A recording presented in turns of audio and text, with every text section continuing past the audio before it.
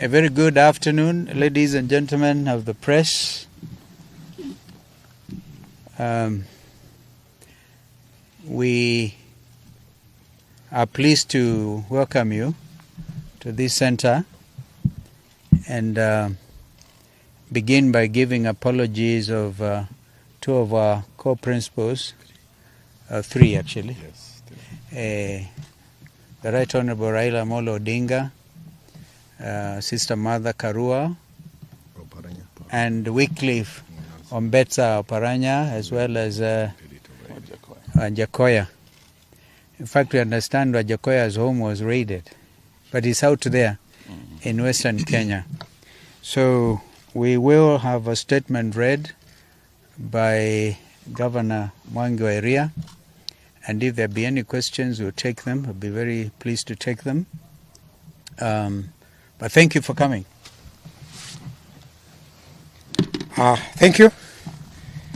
And this is our joint statement. Genocide underway in Kenya. You need to shout. Genocide underway in Kenya. We meet here at a very sad and traumatizing circumstances. A state-sanctioned genocide is underway in Luolad, particularly in Kisumu, Migori, and Homa Bay. A similar atrocity is also underway in parts of Nairobi, including Kibra and Mathare. In Kisumu, people are being pulled out of their houses and shot or crowbarred to death by police officers. In Migori and parts of Homa Bay, police are going into villages away from towns and shooting or crowbarring people to death. All the elements of the making of a genocide are present in the developments in Luorad. Victims are being dehumanized. There is organization. The attacks taking place are clearly planned. The people undertaking the destruction of the rules are clearly trained, whether they are police officers or goons. They are under a command structure and they are well resourced with arms they need. There is stigmatization and polarization accompanied by propaganda that the community is behind the nationwide protests.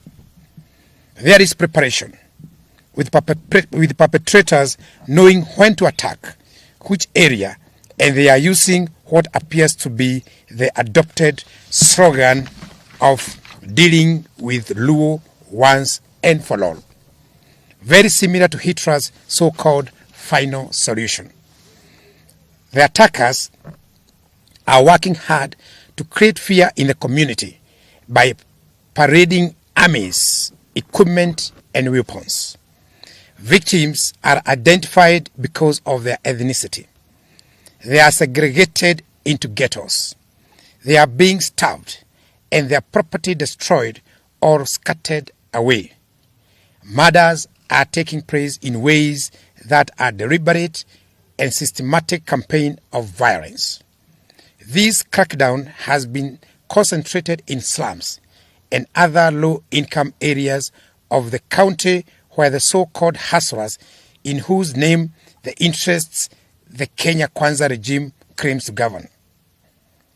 We condemn the unacceptable and illegal massacre of the Luo community, whose only crime is to participate alongside other Kenyans in protests against Kenya Kwanza policies. We condemn and demand an immediate end to the traumatization and profiling of the Luo community, particularly the children who are being made to pay a price they do not understand. The genocide underway in Luolad is not accidental. It is coordinated and premeditated. It is being coordinated by political and government leaders, both from the community and outside. But it is not just in Nyanza. In Mathare and Kibra in Nairobi, citizens were traumatized and tear gas canisters locked in their houses. A father who confronted police for hurling tear gas into his house, causing his child to faint, was manhandled and bundled into the police lorry like a criminal. His whereabouts remain unknown. Several people were shot dead at Cross Ridge by non-uniformed and uniformed police in Nairobi, Nakuru, Mlolongo, and Makueni by police mainly in plain clothes, shot and killed citizens, a majority of whom were going about their daily business, and others lied at their places of work. Similar executions have occurred in Kisii, Busia, and Kericho, and elsewhere in Kenya, all in the name of stopping citizens to exercise their constitutional right to hold peaceful demonstrations. Much as Ruto tries to depict Azimio demonstrators as violent, it is evidently clear that our demonstrations are peaceful, and it is the police who import violence and use of excessive force into them. We remind all that whenever Azimio hold rallies and or demonstrations without police interference, they end peacefully without violence or distractions. The decision by police command to end peacefully without violence or distractions. The decision by police command to force access to homes is sharply and unnecessarily escalating tensions and costing lives. Inspector General of Police, Mr. Japhet Koome, and CS Interior, Professor Kithure Kindiki, must immediately withdraw police officers from people's homes and residential areas, especially now that there are no demonstrations. The developments in Nyanza take place against other equally worrying actions by the state. Both police and hired goons are trailing, arresting, and shooting people from vehicles with foreign number plates. In the 3-day demonstrations that ended last Friday, that was yesterday, South Sudan and Tanzania number plates were visibly deployed. This creates unnecessary tension and conflict between our country and these federal countries and our people against the people of Tanzania and Southern Sudan. As police battle our people on the streets, they have also taken over the corridors of justice in our courts. We saw police attacking families of people seeking justice in court. We saw Honorable Babu Owino being abducted and ferried away from court corridors after being released on bail. We saw the media being attacked and chased from court corridors as they did their job of informing the world of developments in the country. Azimio readers are being put under house arrest, constant surveillance, and persistent threat of being arrested. We demand the unconditional release of all the Azimio readers and supporters who are still being held incommunicado. These developments also happen against the backdrop of constant verbal, unwarranted diatribe against Uhuru Kenyatta, the fourth president of Kenya, and Ruto's boss for 10 years from 2013 to 2022 August. The withdrawal of security of his mother, Mama Ngina Kenyatta, the attack on his son, Jomo, by uniformed police, claiming to be police, and the attack and vandalization of the Kenyatta family Northern's farm. These are all acts of grave provocation, not only to Uhuru Kenyatta and his family, but also to all right-thinking Kenyans. Clearly, Ruto has, for all intent and purposes, suspended the Constitution of Kenya and is following his whims. We shall not watch helplessly as Ruto and his cronies completely dismantle the Republic of Kenya as set up by our Constitution. We shall not surrender our rights, including the right to life, dignity, and the right to peaceful protest. We shall not surrender our voices or agency. We shall fight for our rights as we have fought for them before, and as our fathers fought for them before last. We call on all right-thinking members of society to rise up and be heard. Let us all say enough is enough. William Ruto and his illegitimate regime must listen to Kenyans.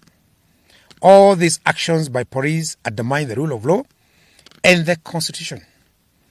These actions point to the emergencies of a police state in Kenya. However, these actions that have left scores of Kenyans dead have earned police praise from William Ruto. We wish to make it clear that our people will not surrender or be cowed. We further make it clear that we will pursue no engagements with Kenya Kwanza whatsoever until these hostilities and their perpetrators are apprehended. We remain determined to right the wrongs being inflicted on our people, including state-induced high cost of living.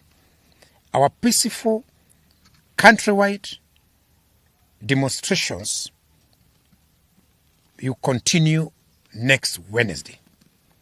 We are serving notice to all the OCSs across the country for the Wednesday peaceful demonstrations.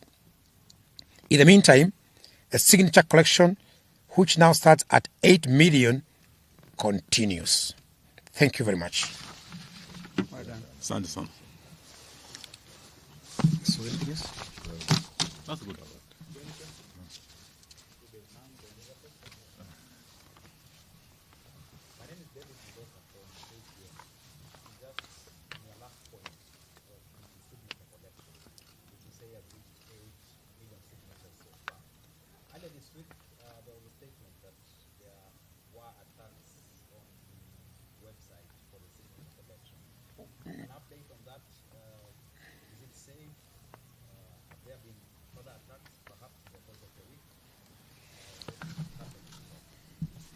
Well, attacks on our websites, yes, we reported, but we are ahead of them.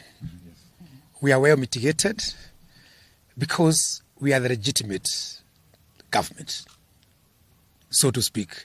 So we can't figure out how to deal with them. So yes, they keep attacking, but they cannot penetrate us. Yes.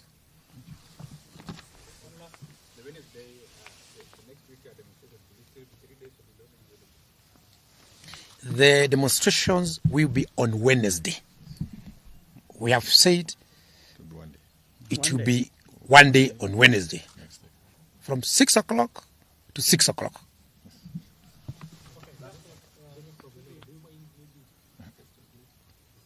Sorry?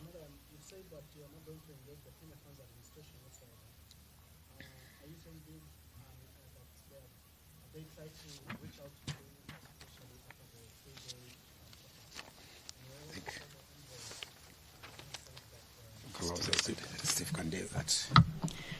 Well, thank you, Steve Leto. It was reported that ambassadors, actually 4 of them, the American ambassador, Meg Whitman, the British Chargé, and the Danish ambassador, as well as the representative of the United Nations community in Nairobi, in fact at UN offices, the very high ranking, came over to my residence, and we agreed we will not at this stage address the media. Of course, they're all very concerned, not just them as ambassadors, but the international community. The story of peaceful demonstrations turned violent by the police have received international visibility.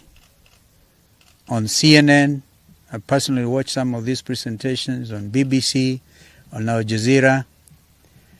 We hope, by the way, to be able to meet with some of these international correspondents in the next few days. And so everybody is concerned. And so, Steve, I hope I've answered your question, but we are saying, what sense does it make to meet with people who are already committing acts of genocide? I was foreign minister in 1994 when genocide happened in our sisterly state of Rwanda. We pray to God that this does not happen to our country. So it behoves all of us to take note of what is going on here. We also thank the African Union, the AU Commission on Human and People's Rights for their statement. How do you tear gas 53 children and make them develop highly cases of asthma and other complications? These are basic rights, and you cannot negotiate on people's basic rights. Basic rights are basic human rights. And so that is where we are. I don't know whether there's another question. Thank you. You had last week said that you were taking 3 days of protest because the people had asked for it because of the high cost of living. So what now has changed to go back to 1 day? No, you must always take into consideration the reality of the situation on the ground. We realize that after day one on Wednesday, a lot of people were arrested, others were injured, and people had to run all over hospitals and places to check on their loved ones.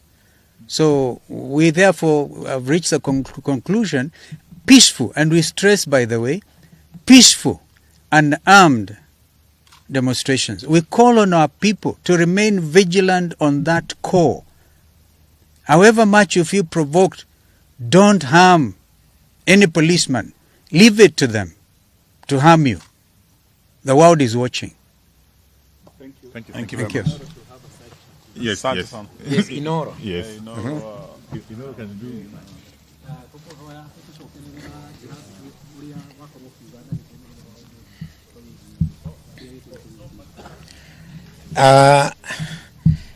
Gwiciria umuthi ni thiko ya kana muthi guo muthenya wa mbere kuma thiko iria ithatu cianĩrĩirwo cia maandamano na maandamano macio twetirie maandamano ma thayo na tutegire ni tugathie na mĩcinga twaugire ithuĩ no ithuĩ tugathie tururungane tuge andũ itũ marahinyĩrĩrĩka nao magĩtwĩra nao magatũtũnga na mĩcinga ithuĩ tukiuga